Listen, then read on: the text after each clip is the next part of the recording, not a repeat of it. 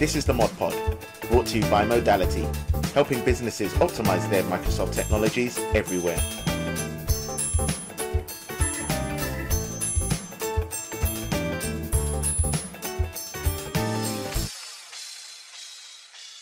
Hello and welcome to episode 8 of the ModPod. This week we are joined by Glynn, who is a senior consultant for Modern Work, and Stuart Hardy, who is head of client success. And the topics for today are, following on from the Microsoft partner conversation last episode, what should a partner be doing for a client? Do people really understand what SharePoint is? And when is email going to die? Let's get on with the topics.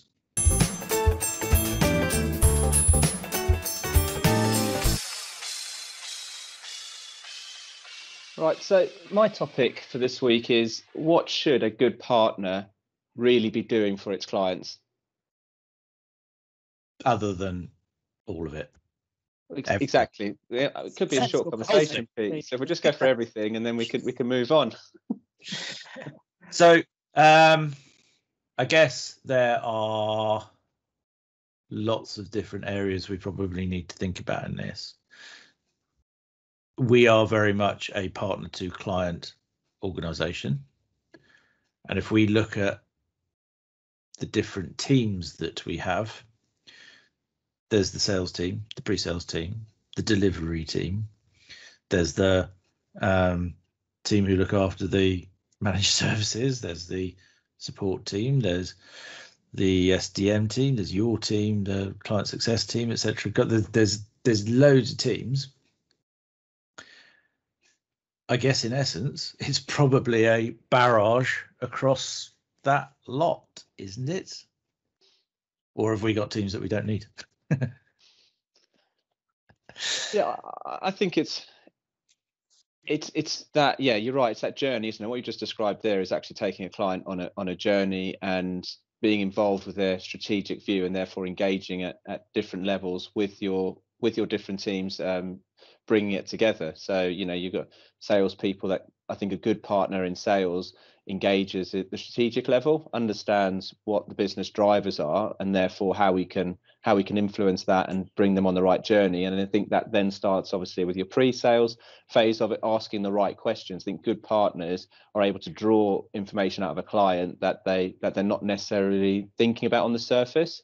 And again, that helps shape the journey through the rest of your partner organization. And then having those different teams allow you to add the different value to your client as well. So for me, it's multifaceted, as you just said there, Pete. There's lots of different teams that could be involved, and good partners understand how each one of those teams, for me, engage with the client for them to go on that journey.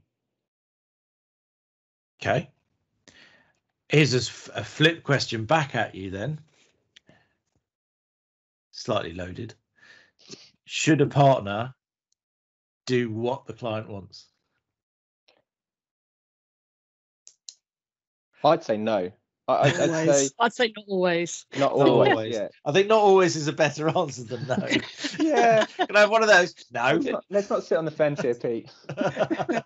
I think it's interesting, and the reason I ask is, we're talking about the sort of, if we take it through stages on that, as you said, that sort of journey, the salesperson is going to go in and talk to the client about what their pain point is, right? So it's establishing, I guess, where you need help.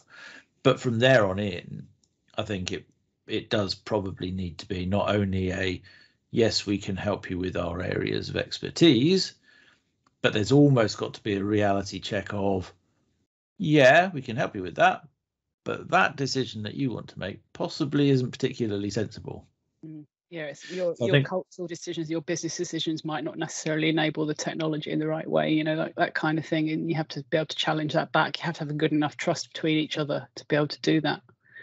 Yeah. And how do you get that trust message then across as being a partner to a client? Because obviously that's quite an important thing, and I guess you can relay stories, etc. But you know, anyone can make up stories really about what they've done for clients.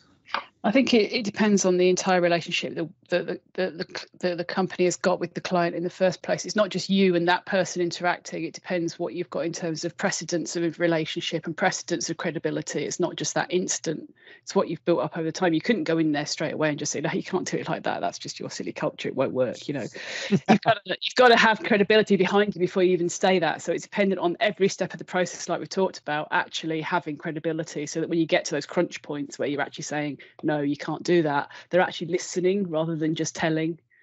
So, yeah, and that's where you need to be with them the whole way through. Really, you're listening to each other and responding, having a proper, meaningful conversation about what you're doing, rather than it being one side talking to the other, talking at the other, or vice versa. You know, it's got to be a two-way conversation and very much a mutual journey. Yeah, and I think that comes as a bit of surprise to some clients still these days. Yeah, because I think if you look back a little while ago, I guess go back to the days of Exchange, shall we? When Exchange Server was absolutely prevalent, it would be, I want you to come and build me an Exchange environment, and that would potentially be, whether it's a couple of servers or an actual farm of it, but it was quite a specific sort of outcome. Now it's very much a case of understanding what the client's pain points are.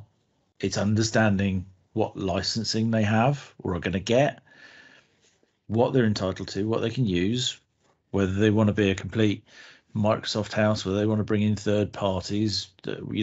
You've almost got a situation now where just understanding the technology on its own is not anywhere near enough. And I think that comes from licensing right the way through. Pre-sales, etc., should be ripping open the conversation about licensing, ripping open the conversation about where the big conversation is. What are you trying to do? Well, I want to put in Teams. Okay, cool. Why? What's your strategy around this? What's your strategy around that? So it's no longer just you go to them to buy this service or that service. Yeah. And that, I think, feeds right the way through that chain of events, because whilst we joked at the beginning, what should a partner do? Well, everything. I think you have to offer everything. And if a client's already got a component of it, then support them to use that component, potentially. But you fill in and plug in all that gaps. So the end picture is from licensing right the way through to operational management. And we know that between us or the client, that it's covered. Yeah, I think for a good partner, I think it's not being afraid to tell a customer or give a customer advice on what you believe in. I think if we look at, Modality over the years, I think what we've done really well is be involved in the strategic conversations and been open and honest with where we feel they'll get the best value out of what they're trying to achieve. And again, for me, technology is technology. You can interchangeably use different technologies to achieve different outcomes in that. It's understanding those outcomes to understand what the right technology decision is at the end of the day, and then understanding how people use that technology so they can get the most out of it. It's all those elements in there, and then by having those conversations, you end up understanding more about your client, more about what they're trying to achieve, and therefore you can do more as a partner, and you can offer them more, and that's that mutually beneficial relationship that you can have, and they're getting, hopefully your client's getting the business outcomes that they want, but as a partner you're getting repeat business, you're getting renewable business, you're getting opportunities in there, and therefore you've got a great mutually beneficial relationship. I feel like I should get my bingo bell out. I know. Yeah. Partnership is an arrangement where business parties agree to cooperate to advance their mutual interests, which is pretty much bang on what you said. And I think that is probably one of the big things that's quite difficult in some cases to get across, is that this is not a vendor or supplier relationship anymore. This is a proper partnership, and it has to be a two-way street. And if we tell you something's not right and explain to you why it's not right, it's wise to understand why we're telling you this. And likewise, if clients giving us all their pain points, etc., we need to be there listening, right? Yeah. Yeah. Yeah. And I think then you build that engagement model, and you build the different levels of engagement that you have in there, whether it's, you know, that strategic sales relationship, that, you know, operational client relationship to make sure BAU is running and you're working that way, your consultancy roadmap and things like that. And suddenly all of that comes together in a very open fashion, and that trust is naturally being built along that journey. And yes, you'll have some bits to start with that say, we are a trusted partner because we've done this in the past, because we've done that. But that's just the start. You've got to prove that every time you get into a partner, and you do that by just chipping away at that relationship and those conversations, and they hopefully grow bigger and bigger through that. And all the time you're doing that, that trust level is increasing. And who are the partner relationships with now? It's across the organisations, isn't it? Generally, it cuts in at all layers. It's not one person brings in a third party now, is it? We're talking to business owners, we're talking to IT, we're talking to security, we're talking to, you know, potentially procurement as well, etc. There's actually quite a few touch points now in the business, so it's not just one strand where it was IT talking to the people who are providing their telephony potentially. In fact, it concerns me if it's just IT these days, because unless you've got real customers, real users somewhere in the line, you're not going to deliver what the company really wants. Because quite often IT departments are quite out of tune with what their rest of their business actually wants. So you have to be quite wary when it's just IT asking you for something, I think. It is as well. I think that's, again, that's part of that challenging process, isn't it? Is, okay, great, you want to put in XYZ solution, that's fantastic, we can make it do the things generally that people need it to do, but what do your business users want? What's going to make their life easier? Because that's ultimately what's driving it now, right? Yeah. Cool. So basically it's it's a relationship with IT, it's a relationship with the business. It shouldn't be a yes, we'll do this for you, yes sir. It needs to be a proper, I was going to say confrontational. That's absolutely not the right word. No. It's got to be an supportive and mentoring kind of position. Yeah. Cool. Happy with that as an answer? I think so. I think it basically sums it up. It's a multifaceted relationship that is all about going on a journey and not being afraid to push back in the right areas and work in collaboration and ensure that you're delivering the outcomes which builds the trust. Cool. Yeah. Should we go on to the next one? Sounds like a plan. Let's do it.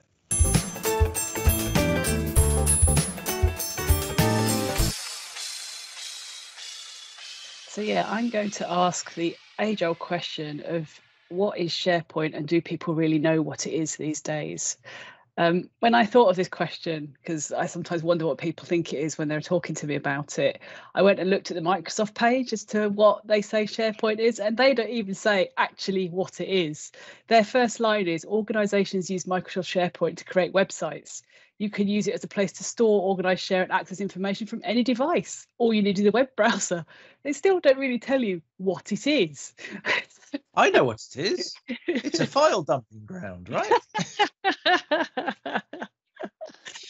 Well, I'm probably going to come. Isn't that what it gets primarily used for? People taking their old legacy drives and just dropping all the data in. That's it, right?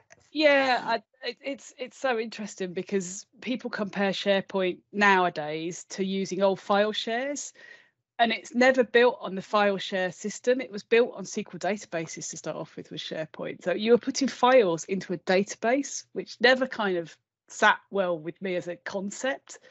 But the way that I got into SharePoint was actually through an intranet. So it wasn't about files, it was about web pages. And it does work better for web pages probably than it does really for files. Now, I'm being brutally honest here because I'm talking internally. I would never say this to a client externally. You don't use SharePoint for file management because yes, you do. It is, if you've got nothing else, it's better than anything else for managing files. But it's not its primary efficiency. So you will find. You said you're never going to tell this to a client. Yeah. this is going public. Oh no. Yeah, kind of the way it works. Yeah. Okay, should we start again? Right, it's fine, we can carry on. It's never you'd never put a file management system on a SharePoint in a SQL database. If you were looking at an architect point of view, you'd be like, why are you doing that? You're breaking down files into bits and bytes to read it into a database and then pulling it back out again to serve as a document. How's that efficient use of processing power? Going back to the old ways of working. It's weird. And then you look at SharePoint and how it sits now as basically a file dumping ground. It's like they've moved a mile away from that. And I think that shows in the fact that when you're writing queries now in SharePoint, you write them in JSON in SharePoint Online. You're not even using SQL queries. So Microsoft are trying to leave that behind as well. And you can't get at the SQL anymore. They've taken it away. They've protected it. So they are trying to move it away from that thing. Yeah, it's as a Luddite to SharePoint. I've always probably seen it. I know Pete, you half jest in the beginning, but I've always seen it more as a document repository than anything else. And I know you can use it for intranet sites, and I know you can do other things with it, but I've almost seen it as a document repository with workforce management, if that makes sense. You can write some things off the back of it and say, someone accesses this document, tell me, or someone. So that's the way I've always envisaged it, but I've never really asked the question of what is SharePoint. I think that's the interesting thing to an end user like myself, and especially in this conversation, is for me it's a document repository. I put documents in there that I need to share with the organization, and people look at it, and that's it. But I think that one of the key things to it is, and you probably hit the nail on the head, Karen, at the beginning, is when you read out that statement about what SharePoint is. If I look at it, and I've been around the block a while now, I've seen SharePoint in various different iterations. I've seen some people do some horrific things with it. I've seen people do some really quite amazing things with it. But I do wonder where the businesses, as they're looking at what SharePoint can do they look at it with very narrow eyes? Because you've got workflows, you've got the ability to check things and check things out so people don't start creating a mess with sort of variations, etc. And you've got the version histories, there's so many different tools in there that to actually refer to it as a file dumping ground, which whilst we joke, I think an awful lot of people do see it as that. They take away a home drive or whatever it is, and they put in a repository putting files in there, and it's not the right way of using it. I do wonder with the sort of the evolution into the teams, and obviously SharePoint is quite a big engine behind the sort of the files within that, whether or not that is actually going to change people's mindsets as to what it is, or whether it's actually just going to kill the whole legacy thinking about files full stop. I think Viva is an interesting layer on top of that, because Viva is trying to bring back the intranet, which is still built on SharePoint and Surface as a SharePoint site in Viva.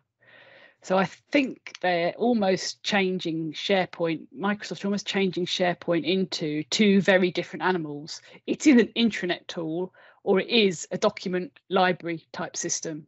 And almost, you may never know that either one exists and that they're the same thing. You have an intranet site that happens to be HTTPS SharePoint something or other, and you have a file site that's also HTTPS SharePoint or other. And actually, it don't matter. It can do both, And I think Viva starts to blend that together more, because you lose sight of the files go down another layer. What you're acting on in Viva, what you've been looking at most recently, is surfaced right at the front for you, but actually where it is irrelevant. And that's I think where Microsoft want you to go. They don't want you to care about, is it in a SharePoint site or is it somewhere else? It's just what I worked on lately, and it's here. So SharePoint is becoming very much the underlying platform for everything, but the fact it's on SharePoint is kind of irrelevant. I was going to say that people are going to realise they're even using SharePoint. I think Teams is a great example. Do people really know that they're using SharePoint in the background? That doesn't really matter, does it? To be honest, to the end user. But yeah, it's an interesting. What is the SharePoint journey? It's going to become the invisible man of Microsoft. the whole Teams abstracting SharePoint, I think, is actually a stroke of genius, because we've all been there. I mean, we had our internal SharePoint sites reworked not that long ago, and it's vastly improved how we reference stuff. But beforehand, trying to find stuff in there was an absolute nightmare, because it was almost harking back to the old days of public folders in Exchange, where once you've given somebody permission to do something, I was there, they could go and do anything, and it just turned into a mess. The way that Teams presents you as SharePoint, I think, is just very clever, because you're absolutely right, Karen. It's like the user doesn't care where it is. They want to be able to find it, share it, reference it, maybe send it to somebody else. Do they care that it's on SharePoint? Most of the time, probably not. Really, should they? Right. Right. You're using a utility, aren't you? At that point, how it gets to you is almost relevant to you as an end user. You just want it here, and I want to send it here, or I just need it at this point. It's the background is effectively irrelevant to you, especially as the end user. So here's a question for you then, Karen. You now work for Microsoft Marketing. How would you describe SharePoint?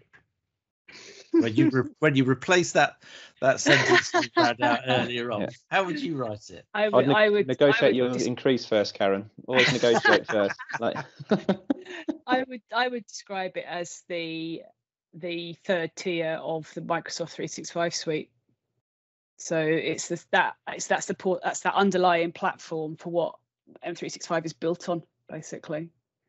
So you've got your kind of the stuff that Microsoft touch, and the infrastructure part that Microsoft look at, the IaaS stuff, and then SharePoint is that platform where most things actually are being held when you actually start storing your own data and using all the other M365 applications.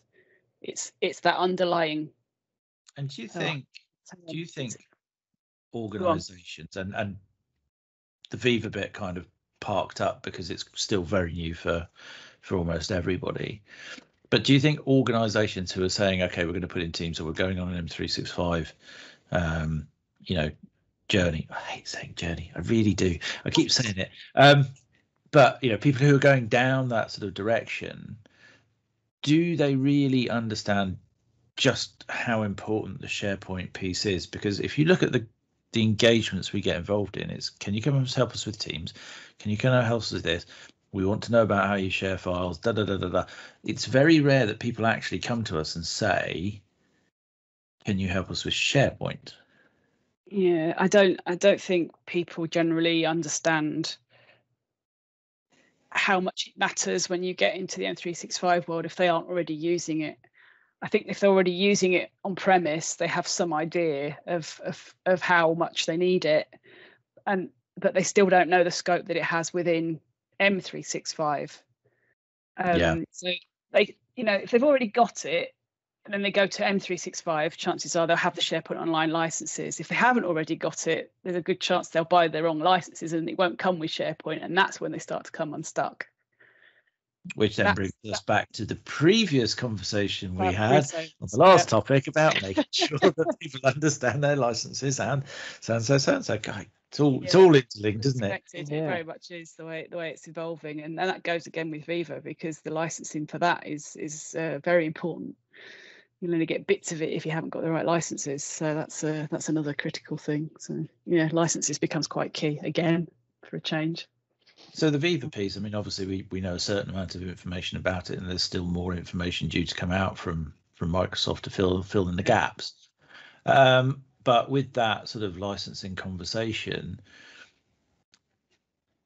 is that something that is almost going to have to become a more focused part of the conversation when people are starting to talk about how they're going to use SharePoint? Yeah, I think they need to be aware that they need a SharePoint intranet. So they need SharePoint if they want to have connections in place. if they're going to have Teams and Insights, then they need a SharePoint license again for that. So there's definitely there needs to be more strategic discussions with the clients about connections and elements of it, and do they want to do any of that employee engagement stuff, because that's basically what it is. Yeah. If they do, then this is the kind of licensing situation you're looking at, and this is the scope of what you can do in terms of licensing. You've got sort of 3 tiers of what you can spend with Viva, and this is what you get for those different spends. I'm doing a webinar in a couple of weeks with Nikita, and we're going to try and talk about that some, to sort of say, here's 3 flavors of Viva, because you've got different elements of Viva, and each one gets a bit more expensive and a bit more probing into your organization. I would say a bit more, delivers a bit more data analysis, and it's about how do you get the most out of that as you go along as well. So it's definitely evolving SharePoint, Exchange, Yammer into something else is Viva. That's what it's going to do, I think. So I guess in order to sort of wrap this one up, do people understand what SharePoint is? Probably not as much as they should.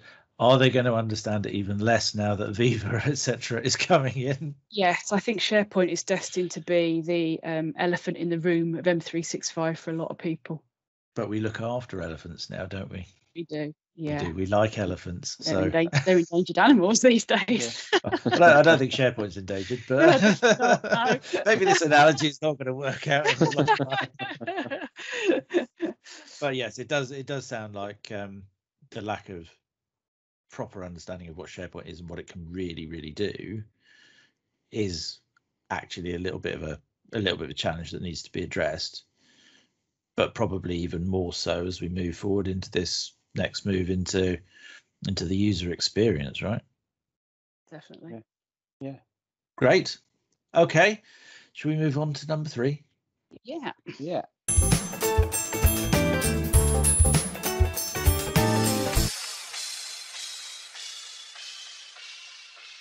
So the final topic, again, slightly lighthearted. This one was actually suggested by you, Karen, and it is something that's very close to my heart. When is email going to die? I guess the first question is it going to die? Is it going to be the next fax? Wouldn't that be nice? Yeah. I'm not sure it's going to die, Pete. I think somebody said to me once that trying to kill off a dinosaur was quite a hard thing to do because of the sheer size of them, and they were actually referring to a very large, well-known company, but I think the sort of principle behind it is actually quite true. It's so established, so heavily used. The thoughts of it actually dying off, I think, there's no way it will go completely for a very long time. I wonder if the thing that made me think about this was when I joined Modality 4 months ago. For about the first 3 weeks, I hardly got any emails. All my conversations were taking place on Teams, and I thought, this is great. So this is great. It's not like that anymore. But the first 3 or 4 weeks I came, I thought, this is totally the new way of working. Could this be it? And I wonder if business can move more to that way of working, whether business might lead it while email still stays very much a consumer tool. A personal tool that you still have to use because it's so fundamental to people's lives. Yeah, or will Generation X, as they come along, ditch email because they're using Insta and TikTok and everything else, and email's actually I think it comes down to what you're using email for. So for me, I mean, I had 1 week I don't know, a couple of months ago, where I got my email usage down to 0. I got nothing in, nothing out. It was absolutely brilliant. I loved it. And I've got the screenshot of it somewhere going, usage of email 0. But I think for me, and I know I harp on about it and some people take the rise out of me about it, but internally, I hate email properly with a passion. I find it clumsy, it's inefficient, the file attachment thing that people still do.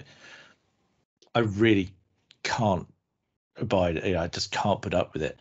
The external use for sharing information to clients, typically with an attachment or something, I find perfectly acceptable. I'm quite happy with that.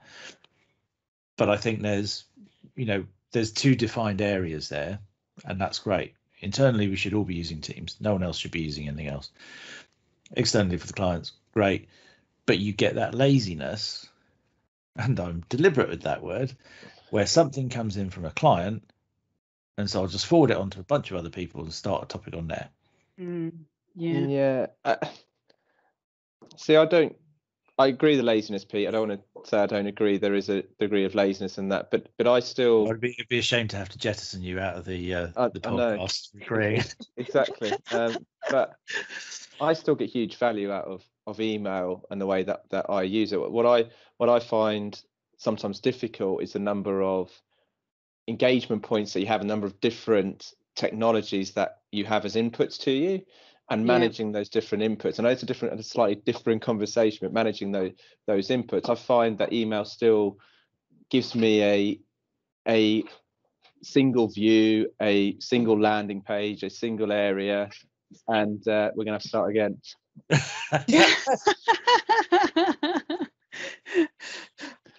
That's all right. It's fine. He did. Let's just carry on. Carry it on. Carry on.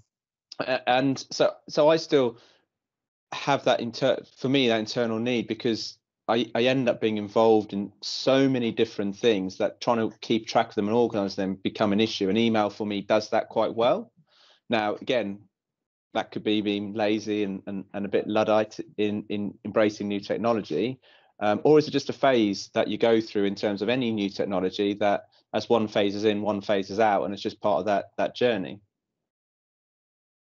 Yeah, I mean, I guess I get what you're saying about the the managing notifications in from various, so the managed service systems, the ticket systems, all of that sort of stuff. Yeah. So I do get that. I think it comes down to an awful lot of things, isn't it? It's where you have laziness and where you have abuse of the technology. That's Agreed. The big thing that's problematic. Yeah. And that's what frustrates people, right? Yeah. The main reason I think email will still be around is the client engagement piece. That's the main reason I think it's around. I think the things I talk about there of why email works for me in particular are things you can get over if you start using the tooling properly, if you bit of user education, getting used to things, and that side of it. That can all come, and that all comes over some time and some investment in that side of it. But the client engagement, I still see as a need for email. It's almost replaced the written contracts, hasn't it? Yeah. And I just, when thinking about this topic, I was just trying to work out what do we use email for? If I look personally, what do I use email for, and how does that relate to my work life?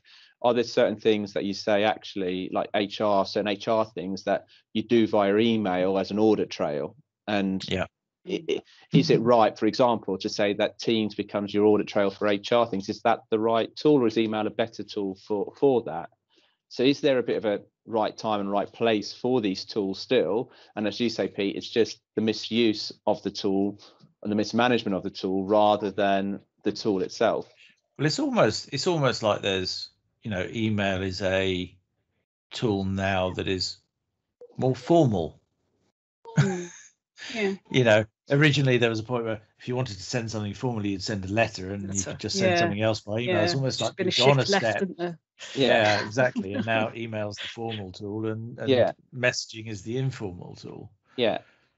I mean, I think realistically, we might end up in a position where if things do move much more along to Teams and the email stuff starts to die, you're still going to have that email exchange platform in the background for managing all the calendaring, and the invites are going out, etc., etc. So it's never going to go away. But, I mean, I remember writing an article years ago, which was about email dying, and basically calling out that, you know, if you've got instant messaging and you can share your screens and you can chat to people, you can do group chats, all you really need is a calendar integration into it and the conversation tracking, which of course wasn't really a thing like that in the early days, and you've got, you know, a rounded tool. And I guess we're not at that point yet. We kind of are, because Teams has brought lots of components together. But I think it won't ever disappear, because not just that. You think about where we are on the journey of technology, and not all countries are there, but the cloud piece surely is going to level that out very quickly. The cloud brings an interesting spin to it now, because I was thinking about this and I said, well, how many organizations have we spoken to that are still on, you know, on-prem 2010 type, you know, exchange environments? Now, I think that, especially in UK and some, you know, your Western world, that's going to become less and less and less as the cloud move comes in. But there's still a lot of countries and a lot of businesses that aren't on the later versions and things like that. So they've got this long journey still to go on, and whilst that journey is still happening, starting point, and if you took, say, us as an organization, we're quite forward thinking. Yes, we're Microsoft aligned, we're generally on the latest and greatest at all times. If we turned our email off today, how are we going to communicate with those companies that aren't there? So you're almost constrained by the lowest common denominator in all this as well, in terms of that way of working. I think it's fair to say, intrigued by these companies that do this email-free day or week or whatever, and how they actually manage to function in that time. You know, I think in fairness, though, if we turned email off internally as an organisation, that whole communicating with the customer piece, I actually probably wouldn't care about, because I'd be too busy dancing around the garden.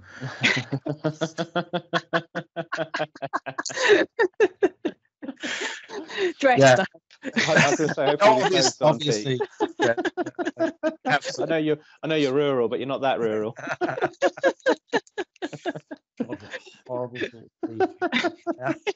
But yeah, it is an interesting debate, because, as you say, I think it's a general debate. When does a technology become end of life? When is it generally end of life? And something as integrated and as long standing as email, it's a big conversation, isn't it, actually? And there's so many dependencies on that, and it's not just an organization and a single entity. It's a worldwide corporate problem. So much that depends on it in the world that I think it will be. I'm pretty sure that at some point it will start to move into the shadows, but I don't believe it will ever. Well, I don't believe it will go for many decades yet. I don't think. No, you might not be here to see it, Pete. Well, yeah, 50 this year. It's touch and go from here on in. The world work the year before email existed. Sorry? I remember work before email. Yeah. My first email. I'm just nostalgic for those days.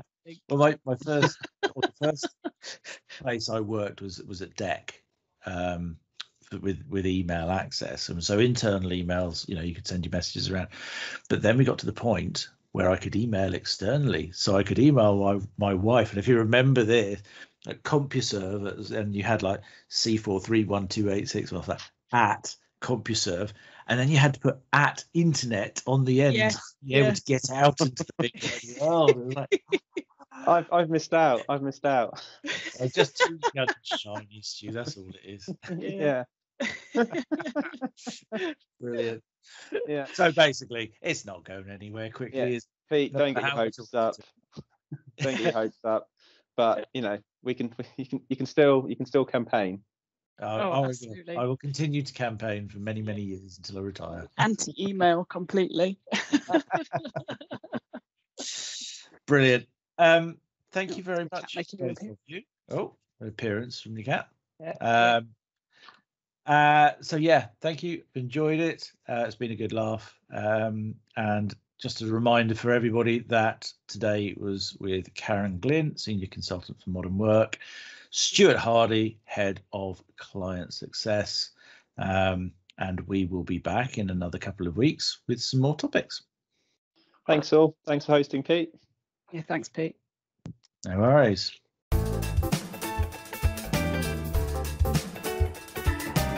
This is the ModPod, brought to you by Modality, helping businesses optimize their Microsoft technologies everywhere.